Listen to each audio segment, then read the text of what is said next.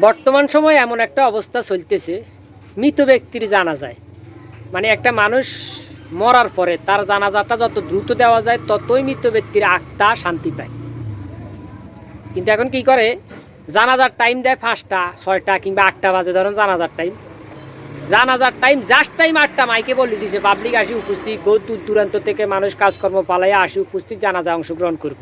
কিন্তু জানাজার মাঠে কী হয়, বিভিন্ন রাজনীতিকের নেতা ফেতারা কোয়ামেয়ারা আসি মাইক হাতে লইয়া কি আমরা অত্যাচারিত, আমাদের ক্ষতিগ্রস্ত, আমাদের উপরে এই করা হয়েছে, হামলা মামলা করা হয়েছে। আরে ভাই, এখানে একটা মৃত ব্যক্তি জানাজায় আসছে, পাবলিক তোমাদের ভাষণ শুনতে আসে নাই, এটা অন্য জায়গায় মাইকে যাইয়া বলিও সমাবেশ দিয়া।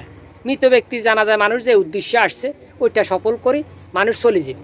এখন এই 8টার জানাজা 9টা বাজে হয়, একবার এক একজন এই সভাপতির, এখন আপনাদের সামনে ভাষণ দিব সভাপতি, ভাষণ দিব সেক্রেটারি, হ্যাঁ, এগুলো বলতে বলতে 1-1.5 ঘন্টা শেষ।